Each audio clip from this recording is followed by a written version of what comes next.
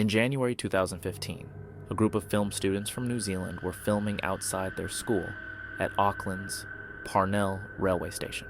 The footage you're seeing was captured by a student named Chris Meir. For a few minutes, Chris and his friends were having fun, goofing around as they filmed. However, their lighthearted moments were interrupted when they noticed a man and a woman wearing eerie white masks, hiding in the tall grass near the station and staring menacingly at the camera.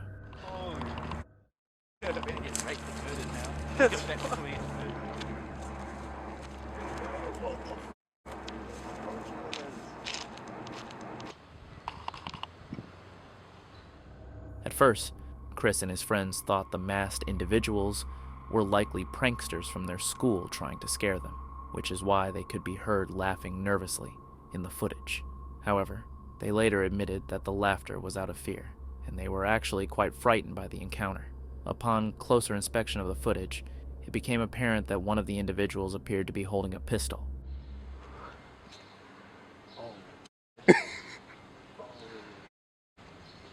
Where's the other one? Where's the other one? I don't see him. As the masked pair moved closer, the group hurriedly ran back to the main road, where they saw a police helicopter approaching the area. It's unclear who called the authorities, but this wasn't the first time the couple had caused alarm.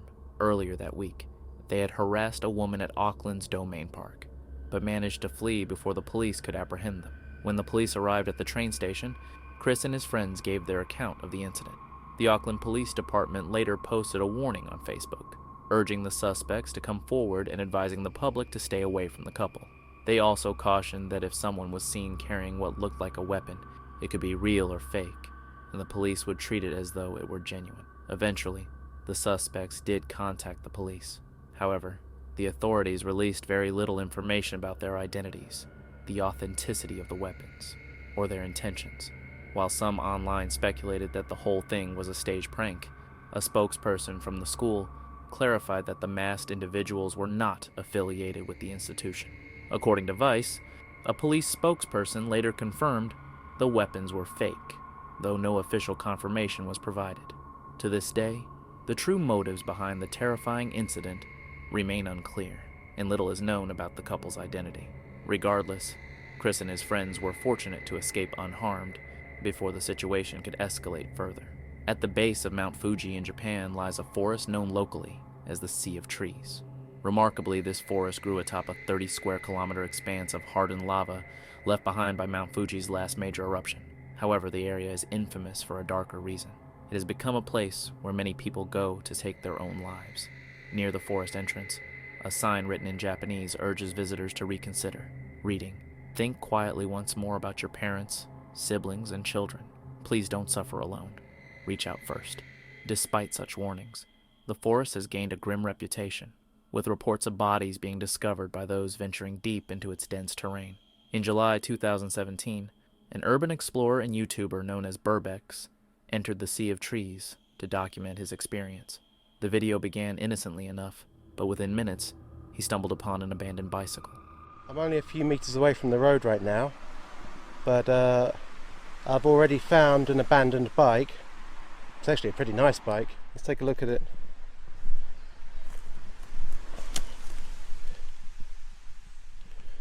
I don't think it's been here a long time. What have we got in here? And there's a packet for a knife. I think I've just found some kind of note in a bag. It says 1211. I can't quite make out.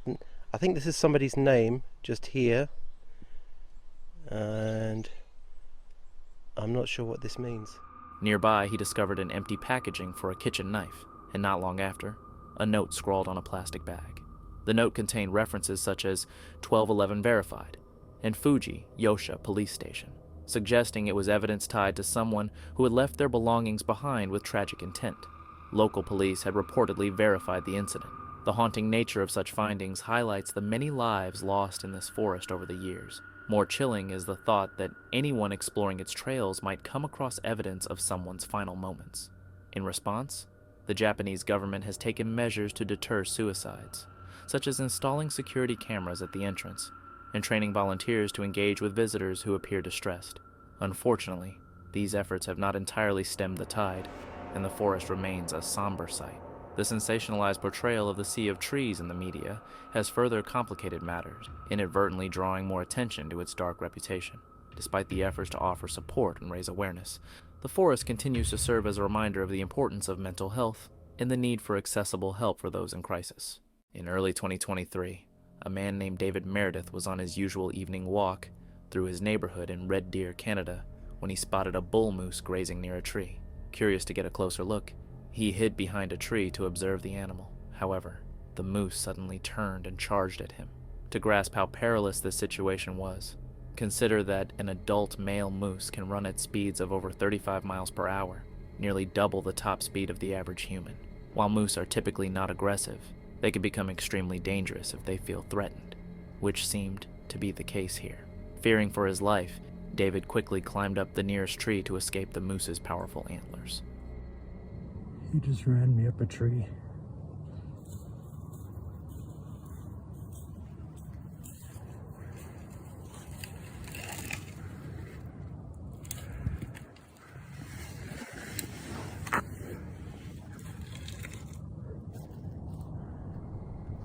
Once he was out of reach, David began recording. For about 30 seconds, the moose stood below, staring at him, while the sound of David's nervous breathing could be heard in the video. But the danger wasn't over.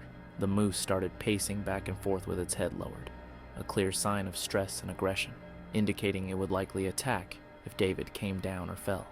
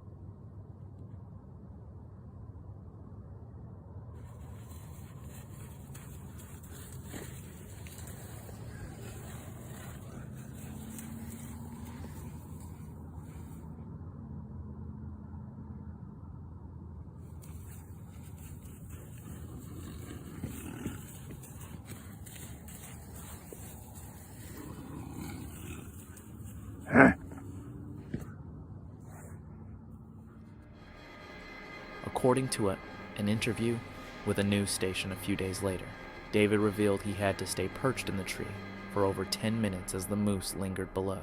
He demonstrated how he had pulled himself up using a fragile branch, which added an extra layer of risk.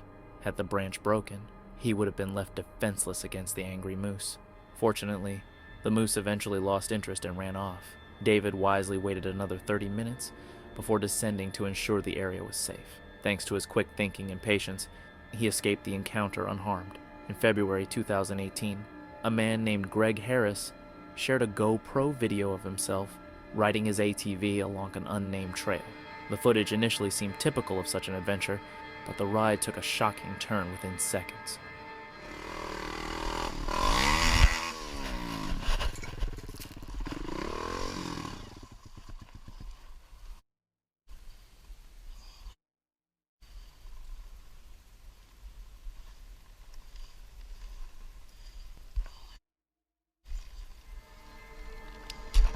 Out of nowhere, Greg's helmet collided with a metal wire that had been strung between two trees, forcing him to stop abruptly. The situation was chilling to consider. Had the wire hit his neck instead of his helmet, the outcome could have been fatal. Fortunately, his speed and the wire's placement caused it to break upon impact, allowing him to escape with minimal injuries. It's unsettling to think anyone would deliberately set up a potentially lethal trap in the middle of an ATV trail. Unfortunately, such incidents aren't uncommon in the dirt bike and ATV community. These wires are sometimes installed by people attempting to deter bikers from trespassing on private property, while others are the work of individuals frustrated by noise or simply intent on causing harm. In this particular case, it remains unclear who was responsible for the trap. The wire's placement was only inches away from causing a tragedy, highlighting the severity of the danger. Greg used his video as a cautionary tale, urging others to stay vigilant and watch for similar hazards, especially when riding through wooded areas. In the summer of 2014, a man named Chris was biking in the mountains near Fernie, British Columbia, when he noticed something moving in the tall grass. Upon closer observation, he realized it was a mountain lion, prompting him to start recording the encounter. I don't know if you can see it, but there's a mountain lion. He's crouching in the grass. He's actually coming towards me.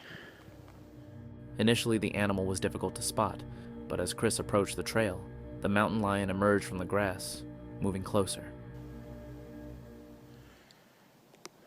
That is a mountain lion, and he's stalking me. Although mountain lion sightings are rare, they can be dangerous under certain circumstances.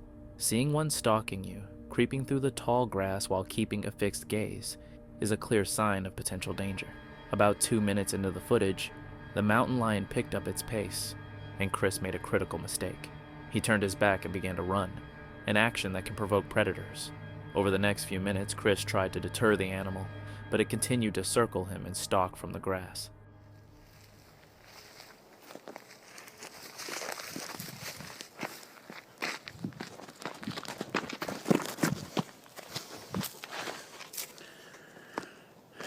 Hey, Mr. Mountain Lion.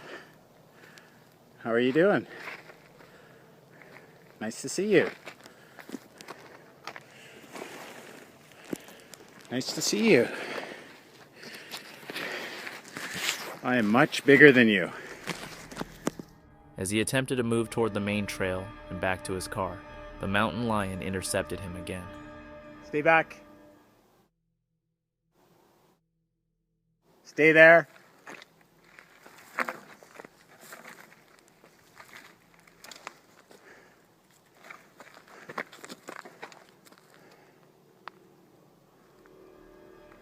I'm not afraid of you. After a tense standoff, the mountain lion eventually turned away and disappeared into the trees. The experience was undoubtedly harrowing, especially considering the fact that the lion chose not to attack. If it had felt more threatened, the encounter could have ended much differently. Thankfully, Chris escaped the terrifying situation unharmed, but the close call serves as a reminder of the potential dangers of wildlife in the wilderness. In March 2019, a 5-year-old girl from Fair Lawn, New Jersey, was playing with friends near a creek in the wooded area behind her home, just off Route 208. The family had lived there for 13 years and knew the area well, feeling it was safe for their daughter to play in the nearby woods. However, during that afternoon, the girl discovered a pile of clothing and immediately ran back to tell her father, Dave Carota. It was just laying right there. Just comfortable. Oh, right here? Yep, just right out in the open. It was the last thing Dave Carota expected to find in the back of his New Jersey home. And it looked a little weird because it happened to be a bunch of articles of women's clothing, all in a bunch. Everything was just kind of clumped together. I noticed that some of the articles of clothing were cut up. The clothing appeared to have been cut off someone's body and was marked with suspicious reddish stains. After confirming the bundle consisted solely of women's garments, Dave contacted the Bergen County Sheriff's Office to report the unusual find. He felt it was too strange for a random pile of damaged and stained clothing to show up near the entrance to the woods so close to their home. Although this was the first time the family noticed the clothing, its condition suggested it had been in the woods for months, accounting for the wear and tear, but not explaining the peculiar cuts and stains. The Fair Lawn police promptly sought the public's help in identifying the clothing, hoping it was a harmless prank rather than something more sinister. Unfortunately, no one came forward, and without a connection to a crime or a victim, the items couldn't be tested further by the police.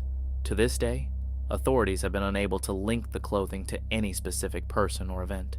The mystery remains unsolved, leaving many to wonder about the fate of the person to whom the garments belonged and the chilling implications of the dark stains.